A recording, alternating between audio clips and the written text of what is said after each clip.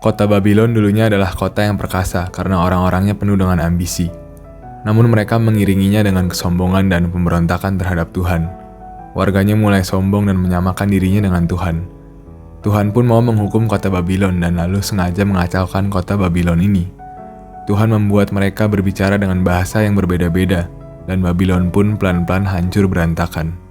Tidak lain dari Hollywood itu sendiri. Walaupun kota ini dipenuhi dengan ambisi dan terlihat sangat berhasil, tetapi di dalamnya penuh dengan kekacauan dan tragedi yang menyedihkan. Damien Chazelle pun ingin menggambarkan kekacauan Hollywood tersebut dengan menganalogikannya dengan kota Babylon melalui film ini. Hollywood bisa memproduksi begitu banyak sejarah dalam dunia perfilman, namun di dalamnya ternyata sangat busuk dan menyedihkan.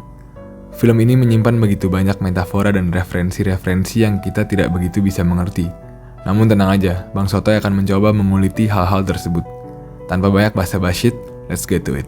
Huh? Does anyone else here need to this scene in the camera and sound? Scene 17, take 7. Action.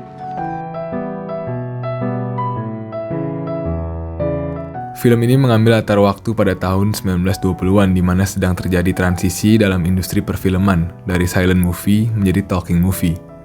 Film pada zaman dahulu terlihat seperti ini. Tidak ada dialog, hanya menggunakan lagu-lagu dan sedikit sound effect. Narasinya diantarkan dengan slide-slide yang bertuliskan kata-kata.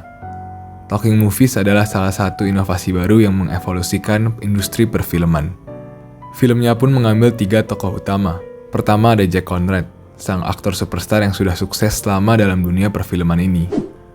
Nellie Leroy adalah sang aktris baru yang mendapatkan panggung secara cepat dan drastis. Serta Manny Torres, sang kerah biru yang berusaha keras untuk bisa meniti karir di dunia Hollywood. Menariknya, tidak ada satupun dari karir mereka yang memiliki happy ending di dunia Hollywood.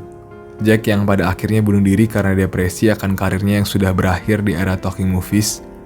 Nellie Leroy yang akhirnya mati dalam ketidakjelasan karena hidupnya dipenuhi dengan judi dan obat-obatan. Dan Manny yang terpaksa mengundurkan diri dari Hollywood karena dia sudah terlalu dalam tercemplung dalam dunia gelap Hollywood. Sampai-sampai klimaksnya itu dia mampir ke nerakanya Los Angeles. Jack Conrad, Nellie Leroy, dan para tokoh-tokoh lainnya tidak ada di dunia nyata. Semua hanyalah karangan. Namun ternyata tokoh-tokoh ini semua terinspirasi dari aktor dan aktris beneran. Seperti Jack Conrad itu sebenarnya terinspirasi dari John Gilbert, pemeran yang sering memainkan tokoh-tokoh romantis. Dan memang beneran bahwa dia adalah seorang alkoholik dan memiliki banyak mantan istri. Dikabarkan 4 kali menikahnya. Nellie Leroy terinspirasi dari aktris Clara Bow. Clara Bow pada masanya juga terkenal sebagai sex symbol atau wanita yang digandrungi banyak lelaki. Kelakuannya pun mirip, lumayan liar dan nakal. Ibunya Clara Bow pun sama, menginap skizofrenia juga seperti ibunya Nellie dalam film ini. Selanjutnya, Lady Fei Zhu adalah karakter yang terinspirasi dari Anna May Wong.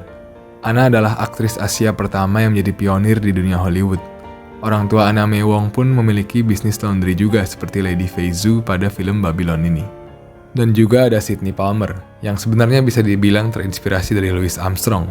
Penyanyi What a Wonderful World ini dulunya juga mencetak sejarah sebagai orang kulit hitam pertama yang masuk dalam layar Hollywood, sama seperti Sydney Palmer dalam film ini. Lalu yang terakhir adalah Manny Torres. Tidak ada tokoh real life inspirasi yang spesifik dari karakter Manny Torres ini. Namun saat transisi dari silent movies ke talking movies, inilah di mana profesi movie producer itu lahir. Dan Manny Torres adalah salah satu contoh movie producer yang lahir akibat dari perpindahan era ini. Why, I just want to be part of something bigger, I guess. Bigger than what? Bigger than this. I don't know, bigger than my life, bigger than scooping elephant shit. Bigger, better, important. Something important. To be part of something important, something that lasts, that means something. Film ini juga menggambarkan banyak tokoh lain yang menjadi korban jiwa secara literally dari kerasnya dunia Hollywood. Seperti awal saja sudah digambarkan ada salah satu aktris yang meninggal overdose dalam pesta yang super liar di kediaman Don Wallach. Ada figuran yang mati tertancap tombak dalam pengambilan salah satu scene perang. Lalu salah satu kru kameramen yang mati sesak juga karena terlalu lama berada di dalam ruang kedap suara. Hollywood yang digambarkan oleh Damien begitu horor, namun orang-orang tetap ingin menanjak dan menjadi suatu bagian yang besar dari dunia ini.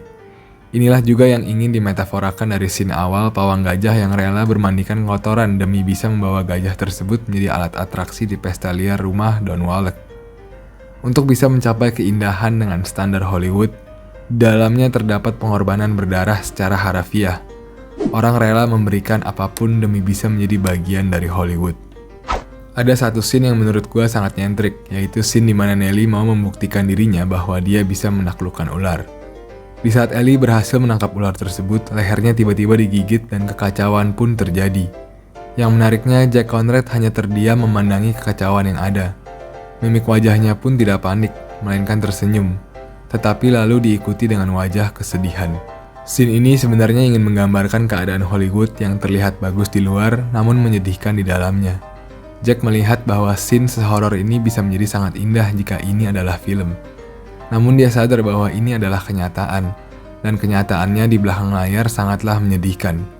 Sama seperti hidup dia, mungkin dia menikmati ketenarannya dan respek orang-orang kepada dirinya, tetapi nyatanya hidup dia sangatlah kesepian dan tidak lama lagi karirnya pun akan berisiko untuk menuju keterpurukan. Tak lama setelah itu, istrinya menyadarkan dirinya yang bengong, dan dia berusaha untuk menjadi tokoh utama sang jagoan.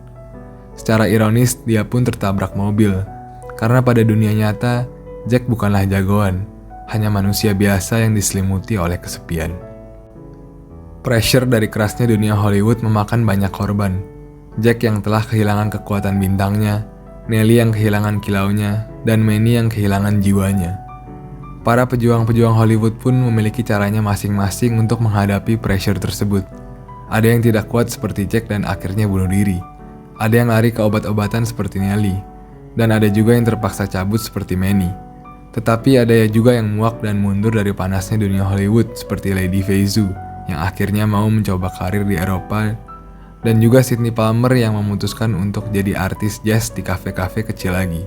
Mereka semua awalnya berusaha keras untuk berkarir di Hollywood dengan berakting menjadi orang lain. Namun secara ironis, bagian sesungguhnya dalam diri mereka pun pelan-pelan menghilang juga, dan mereka tidak lagi menjadi diri sendiri. Hollywood bukan hanya memakan korban, tetapi memakan jiwa dari dalam diri mereka masing-masing. Ada sedikit surprise di akhir saat Tobey Maguire muncul sebagai James McKay, seorang kepala kriminal gangster yang psycho dan seperti macam Joker gitu. Dan James mengajak Manny serta temannya itu ke sebuah party underground yang ternyata adalah freak show yang sangat mengerikan. Scene ini sebenarnya seperti ingin memetaforakan bahwa pada akhirnya Manny pun bertemu juga dengan Raja Iblis dari Hollywood, dan dia diajak tur keliling kepada kerajaan nerakanya tersebut. Hollywood itu dipenuhi dengan kesadisan dan tidak mengenal belas kasihan. Orang-orang berhati besar seperti Manny saja pelan-pelan bisa menjadi iblis seperti James. Actors change their appearance for roles. It's normal.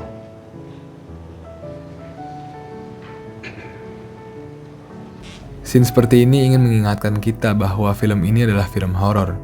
Bukan untuk memperlihatkan keindahan Hollywood yang seperti kita sudah sering lihat pada luarannya, melainkan untuk menguak keburukannya. Pada scene endingnya mungkin akan membingungkan bagi beberapa dari kita, karena tiba-tiba disuguhkan film-film dari berbagai generasi, sampai-sampai ada film Terminator, The Matrix, dan juga Avatar. Sebenarnya di saat awal Manny masuk ke bioskop, kita masih melihat dalam sudut pandang dia dahulu. Manny mengingat segala masa lalu gelapnya dan kisah tragis cintanya dengan Nelly. Makanya ia menangis terseduh-seduh. Seiring montasenya berjalan, Manny pelan-pelan tersenyum. Sebenarnya Manny di sini sudah merepresentasikan diri kita, para audiens. Walaupun Hollywood begitu kejam dan mengerikan, tapi pada akhirnya semua film-film itu adalah bagian dari hidup kita. Sebuah art form yang kita nikmati bersama-sama dari kita kecil hingga kita dewasa. Tanpa kita sadari, mungkin sudah ratusan film yang pernah kita tonton dalam hidup kita. Dan sedikit demi sedikit, itu semua membentuk kita menjadi sekarang ini. Film adalah sebuah bentuk seni yang kita nikmati dan kita konsumsi. Dan semuanya itu indah adanya. Benang merahnya, film ini mungkin mendapatkan banyak kritik pahit karena terlalu chaos dan tidak dipadukan dengan pacing yang tepat. Tetapi mungkin film ini memang sengaja dibuat seperti ini, karena memang ingin memetaforakan kota Babylon itu sendiri yang kacau dan berantakan. Dalam kekacauan itu semua, film ini adalah bentuk murni dari sebuah art atau seni. Setiap orang bisa mengagumi bentuk art tersebut, namun dalam saat yang bersamaan ada juga yang bisa sangat membencinya. Film seperti ini sepertinya akan menjadi yang pertama dan juga yang terakhir. Memang benar yang dikatakan oleh Damien Chazelle itu, bahwa Babylon ini adalah surat cinta untuk sinema, namun surat kebencian untuk Hollywood. Besides, I'm already a star. You are? Yeah, What are you doing? nothing yet. Who's your contract with? Don't have one. Okay, I think you want to become a star. Honey, you don't become a star. You either are one or you ain't. I am. Oh ya, tunggu, jangan kemana-mana dulu sob, kami baru saja launching merchandise baru dan jika kalian tertarik langsung saja cek link pada kolom deskripsi atau cek Instagram kita untuk lebih detailnya ya. Agar video ini bisa lebih menjangkau banyak orang, bantu Bang Sotoy dengan like video ini, subscribe channelnya, dan komen request atau pendapat kalian di bawah. Terima kasih dan salam tanda tanya.